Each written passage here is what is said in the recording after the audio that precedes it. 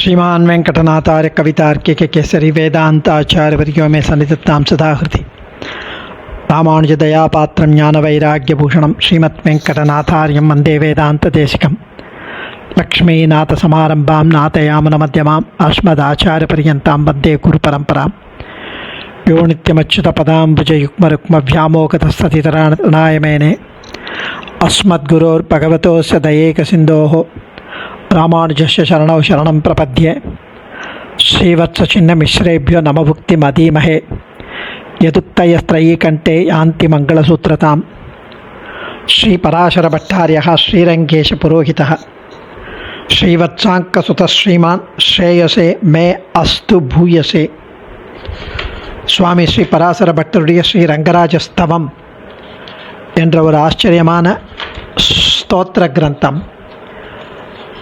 அதில் சோலைகளின் வர்ணனை, ஸ்ரீரங்க நகரம் வர்ணனை, காவிரியோட வர்ணனை இதெல்லாம் அனுபவித்து கொண்டு வருகிறார். இந்த 27வது ஸ்லோகத்திலையும் சோலைகளின் வர்ணனை தொடங்குகிறது.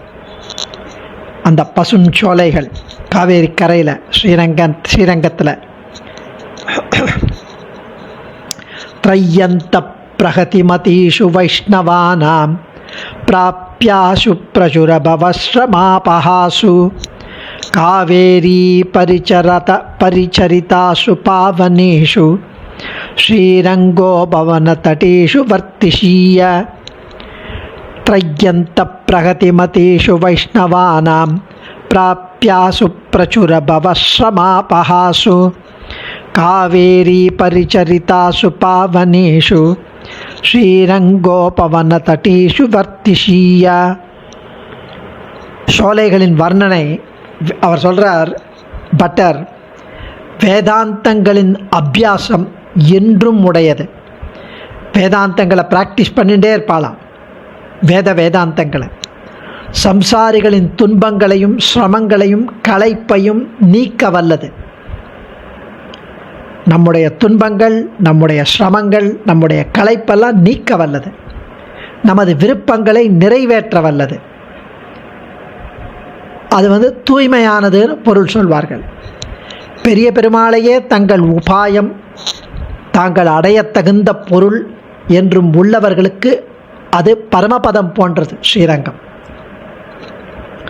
திருக்காவேரியின் இனிமையான காற்றாலும் திருக்காவிரியில் வரும் அந்த மெல்லிய சிறியதான அலைகளாலும் தீண்டப்படுகிறது இந்த திருவரங்கம்.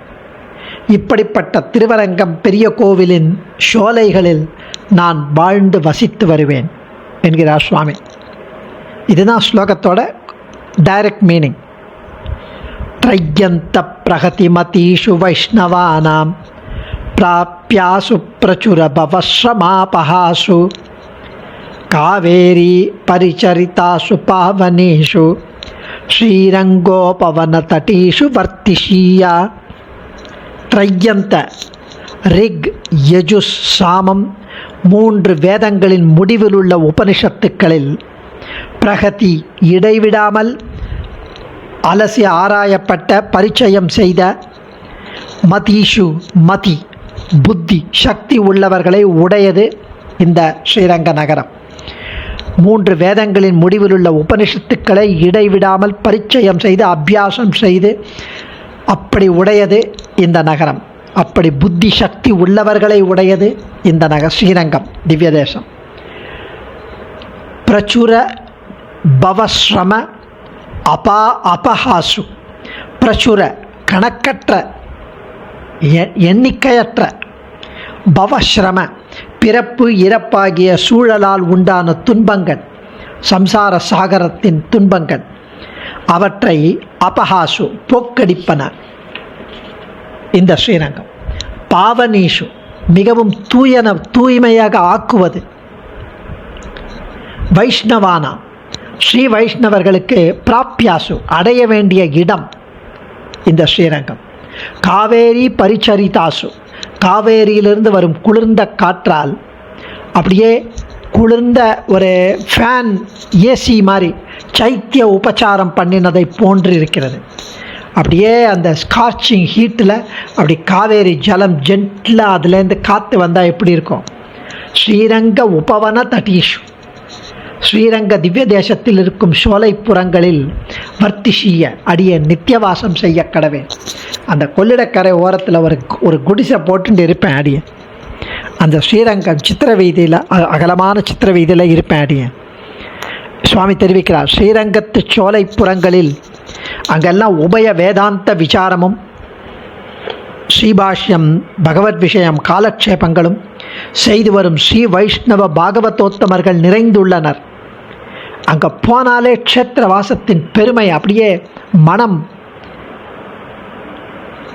துஷ்டேந்திரியவசாத் சித்தம் ரிணாம் யத் கல்மஷை விருதம் ததந்த காலே சம்சுத்திம் யாதி நாராயணாலயே சாத்வசம்ஹிதையில் தெரிவிக்கிறதாம். துஷ்டேந்திரியவசாத் சித்தம் ரிணாம் யத் கல்மஷைர் விருத்தம் தது அந்த காலே சம்சுத்திம் யாதி நாராயணாலயே. அதாவது அந்த பாகவதோத்தமர்கள் அந்த க்ஷேத்திர வாசம் அதுவே நம்முடைய தீவினைகள்லாம் தொலையும். இவ்வளவு பெருமைகள் இருக்கிறதுனால தான் பெரியாழ்வாரே தெரிவிக்கிறார் திருக்கோஷ்டியூரில், கருந்தடம் முகில் வண்ணனை கடை கொண்டு கைத்தொழும் பக்தர்கள் இருந்த ஊரில் இருக்கும் மானிடர் எத்தவங்கள் செய்தார் கொலோ. அதாவது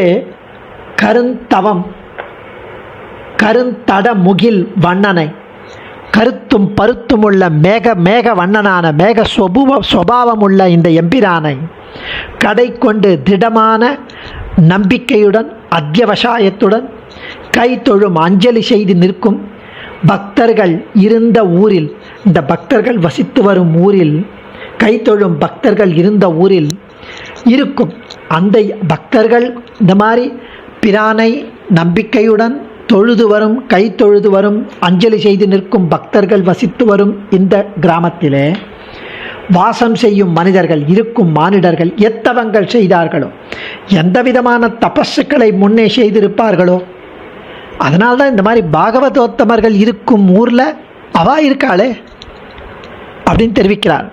அப்படி எந்த ஸ்ரீரங்கத்தில் ஸ்ரீபாஷ்யக்காரர் போன்றவர்கள் நிலை நின்று சம்பிரதாய பிரவச்சனம் பண்ண முடியாமல் சோழ அரசன் தொல்லை கொடுத்தானோ கிருமி கண்ட சோழன், அதே திவ்ய தேசத்தில் நீர் நிர்விக்னமாய் எப்பவும் சம்பிரதாயத்தை நடத்தலாம் என்று அத்ரைவ ஸ்ரீரங்கே சுகமாஸ்வா என்று எம்பெருமான் ஸ்ரீ பாஷ்யக்காரரிடம் அருளினார் இல்லையா.